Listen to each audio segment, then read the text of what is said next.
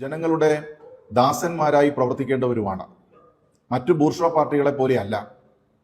എന്നാൽ അതിൽ നിന്നും വ്യത്യസ്തമായി വ്യതിചലിച്ച് ഈ കൗൺസിലർ ചില പ്രവർത്തനങ്ങൾ നടത്തി എന്നുള്ളത് പാർട്ടിക്ക് ഇപ്പോൾ ഉത്തമ ബോധ്യം വന്നിരിക്കുകയാണ്. ആ സാഹചര്യത്തിൽ ഒരു കടുത്ത നടപടിയിലേക്ക് പാർട്ടി പോയിരിക്കുകയാണ്. സാധാരണ നിലയിൽ അന്വേഷിച്ച് നടപടിയെടുക്കുകയാണ് ചെയ്യുന്നത്. എന്നാൽ ഇതിൽ വളരെ വേഗം നടപടിയെടുക്കണമെന്ന് പാർട്ടി നേതൃത്വം തീരുമാനിച്ചു. ഒന്ന്, ഈ രാജേന്ദ്രനെ പാർട്ടിയുടെ പ്രാഥമിക അംഗത്വത്തിൽ നിന്ന് പുറത്താക്കാൻ വേണ്ടി തീരുമാനിച്ചു. രണ്ട്, ഇനി ഒരു നിമിഷവും ഒരു ജനപ്രതിനിധി എന്നുള്ള നിലയിൽ തുടരാൻ പാടില്ല.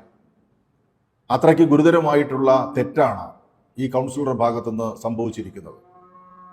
ഈ കൗൺസിലറെ കൊണ്ട് രാജി ആവശ്യപ്പെടുകയും പാർട്ടി പറഞ്ഞതനുസരിച്ച് അടിയന്തരമായി രാജേന്ദ്രൻ രാജി കോർപ്പറേഷന് സമർപ്പിക്കുകയും ചെയ്തിട്ടുണ്ട്. അപ്പോൾ രണ്ട് നടപടികൾ പാർട്ടി സ്വീകരിച്ചു. അപേക്ഷാ ഫാറം വിറ്റ് പണം വാങ്ങി എന്നുള്ള ആരോപണം വന്നിരുന്നു.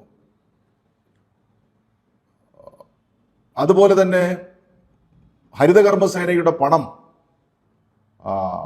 അടിച്ചുമാറ്റി എന്നതിനെ സംബന്ധിച്ച് ആരോപണം വന്നിരുന്നു.